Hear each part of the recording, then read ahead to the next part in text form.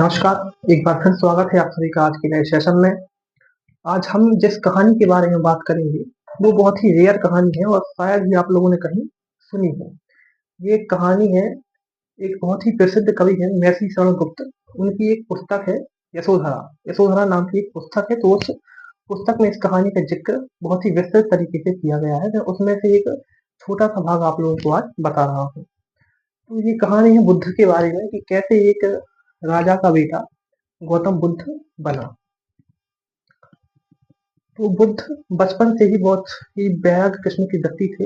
एक ज्योतिषी ने उनकी कुंडली देखकर उनके माता-पिता को ये बात बताई थी। तो अब उनके माता-पिता बहुत ही चिंतित हो गए कि कैसे अब बच्चे को हम वैराग्य के भाव से बाहर निकालें। तो उन्होंने बहुत कोशिश की और एक अच्छा बड़ा-सा महल बनवा दिया। फिर धीरे-धीरे बुद्ध जो है वो बड़े होते गए और फिर वो बुद्ध किशोर अवस्था में पहुँचे। जब बुद्ध किशोर अवस्था में पहुँचे तो उनके पिता ने उस समय की दुनिया की सबसे सुंदर लड़की यशोधरा से उनका विवाह करवा दिया। यशोधरा से उनका विवाह ऐसे ही नहीं हो गया था। यशोधरा के पिता ने बहुत परीक्षाएं ली थी बुद्ध की और बुद्ध सब में पास होते गए और फिर उनका विवाह हो गया। इसके बाद ठीक ठाक तरीके से बुद्ध अपने विवाहित जीवन में रमे रहे और इसके बाद उन्हें एक पुत्र हुआ, राहुल नाम का एक बेटा हुआ। करीब 29 साल की उम्र के आसपास 29 साल की उम्र के आसपास इन्होंने एक मृत व्यक्ति को देख लिया, एक बूढ़े को देख लिया, एक गरीब को देख लिया, एक बीमार आदमी को देख लिया और ये तुरंत ही विरक्त हो गए। इनके मन में भाव आया कि अब बस ज्ञान की खोज में जाना है, सब कुछ छोड़-छाड़ के जाना है। लेकिन एक भाव ये भी था कि कैसे छोड़ दें भाई? इतना राज परिवार है, राजमहल है, पत्नी है, बेटे हैं, माता-पिता हैं, इनको ऐसे एक झटके में कैसे छोड़ दें? लेकिन अंदर मन की आवाज़ थी कि छोड़ना तो है, ज्ञान की खोज में जाना है। और मेरा अनुमान है, ये बात उस पुस्तक में नहीं है, ये मैं अनुमान लगा रहा हूँ कि शायद ही उनने अपने पिता से बात की हो कि मैं जाना चाहता हूँ, ज्ञान की खोज में जाना चाहता हूँ और उनके पिता ने कहा हो कि नहीं तुम नहीं जा सकते, पूरे राज्य की ज़िम्मेदारी तुम पर है, अगले मेरे बाद अगले राजा तुम ही हो। और हो सकता है उन्होंने अपनी पत्नी से बात की हो कि मैं जा रहा हूँ, सब कुछ छोड़कर ज्ञान की खोज में जा रहा हूँ और उनकी पत्नी ने कहा हो कि तुम ऐसे कैसे जा सकते हो? मेरी ज़िम्मेदारी तुम पर है, मेरे बेटे की ज़िम्मेदारी तुम पर है और बेटा अभी तक बिस्तर से उतरा नहीं है और तुम जाने की बात कर रहे हो। फिर हो सकता है ऐसा हुआ हो, उस बात का इस पुस्तक में कोई ज़िक्र नहीं है। फिर एक दिन, एक समय बुद्ध को इच्छा हुई जाने की और आधी रात को अपनी पत्नी और बेटे को सोता छोड़ बुद्ध ज्ञान की खोज में निकल गए। अब सुबह हुई, पूरे राजमहल में हल्ला मच गया कि बुद्ध चले गए हैं। बुद्ध के जाने की बात से इनके पिता बहुत दुखी हुए। भाई, राजगद्दी का वारिस चला गया, इनका युवराज चला गया है। यशोधरा भी बहुत दुखी हुई। यशोधरा इस बात से उतनी दुखी नहीं थी कि बुद्ध चले गए हैं। सबसे ज्यादा दुखी वो इस बात से थी कि बिना बताए कैसे चले गए भाई। मुझ पर विश्वास करके जाते तो क्या मैं इनको रोकती? फिर इसके बाद करीब 6-7 साल की तपस्या के बाद बुद्ध को बोधि गया में बोधि वृक्ष के नीचे ज्ञान प्राप्त हुआ और जो शिष्य बुद्ध के 5 जो शिष्य थे वो इनके बुरे समय में इनको छोड़कर चले गए थे। बुद्ध ने सबसे पहले उन्हीं 5 शिष्यों को ज्ञान दिया सारनाथ में।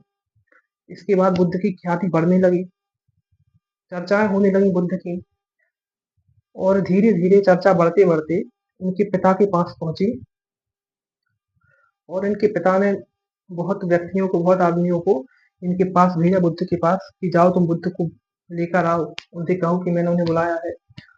और बुद्ध का इस समय तक बुद्ध का प्रभाव इतना था कि जो भी बुद्ध के पास जाता था वो बुद्धम शरणम गच्छामि हो जाता था, मतलब बुद्ध की शरण में आ जाता था। अब ऐसा होते होते फिर बुद्ध के पिता ने बुद्ध के ही बचपन के मित्र को इनके पास भेजा और ये कहकर भेजा कि मैं जानता हूँ तुम वापस नहीं आओगे, मुझे पता है तुम वापस नहीं आओगे, लेकिन बुद्ध से इस बात को जरूर कह देना कि उनके पिता ने उन्हें याद किया है, उन्हें बुलाया है। इनके मित्र गए, वहां पहुंचे और पहुंचते ही सभी वापस नहीं लौटे। वो दीक्षित हो गए थे बुद्ध के यहाँ, बुद्धम शरणम गच्छामि हो गए थे, लेकिन इन्होंने अपना वादा निभाया और ये बात बोल दी कि आपको आपके पिता जो है बुला रहे थे, वो याद कर रहे थे। बुद्ध ने कहा ऐसी क्या बात है भाई, ठीक है जाएंगे हम, पिता ने बुलाया हम जाएंगे, जरूर जाएंगे। बुद्ध पहुंचे अपने नगर कपिलवस्तु पहुंचे।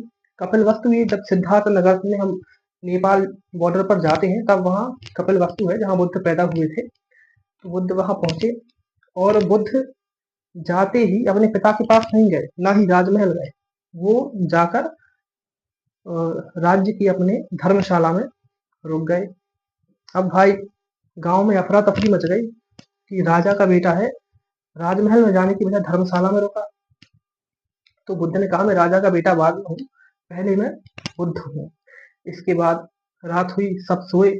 उसके बाद सुबह बुद्ध उठे और उठते ही अपने जो है नगर में पहुंचे और भिक्षा मांगने लगे। अब भाई राजा ने सिर पीट लिया कि राजगद्दी का वारिस, इस राज्य का युवराज अपने ही राज्य में भिक्षा मांग रहा है। तो बुद्ध ने फिर स्पष्ट रूप से कहा कि मैं बुद्ध हूँ, मैं एक बैरागी हूँ, संयोग से आपका पुत्र हूँ, लेकिन मैं अपनी दिनचर्या ऐसे ही निर्वाह करता हूँ, भिक्षा मांगकर ही अपना जीवन यापन करता हूँ। फिर इसके बाद बुद्ध पहुंचे राजमहल और अपने पिता से मिले, माता से मिले, परिवारजनों से मिले, लेकिन वहां यशोधरा इनसे मिलने नहीं आई। कैसे आती भाई, स्वाभिमान भी तो कोई एक चीज होती है, बिना बताए कैसे गए। वो इस बात को लेट गो नहीं कर पा रही थी। लेट गो मतलब जाने दो, किसी बात को अपने मन में दबाकर क्यों बैठना। तो वो इस बात को लेट गो नहीं कर पा रही थी कि बुद्ध मुझे बिना बताए कैसे चले गए, मुझ पर भरोसा रखकर तो जाते।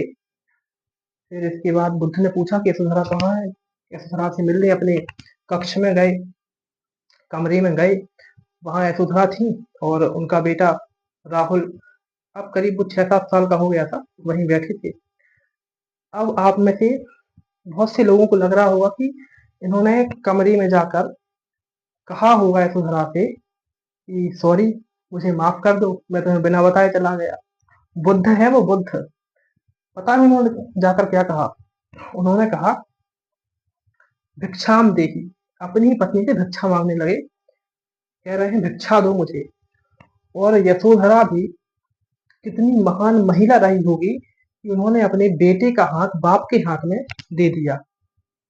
और यशोधरा ने कहा, और फिर जब बेटे का हाथ बाप के हाथ में दिया, तब जो है यशोधरा का पूरा अहंकार, घमंड, जितना भी ईगो था, सब विलगित हो गया, सब शांत हो गया। और उन्होंने कहा कि अगर आप मुझे बताकर जाते तो मुझे और खुशी होती, आप मुझे बताकर नहीं गए, क्या मैं आपको रोकती। भाई जिसका पति अच्छे काम के लिए जा रहा हो, ज्ञान प्राप्ति की खोज में जा रहा हो, वो भला कैसे रोकेगी। और फिर इसके बाद अब बुद्ध अपने पुत्र को लेकर वहां से चले गए।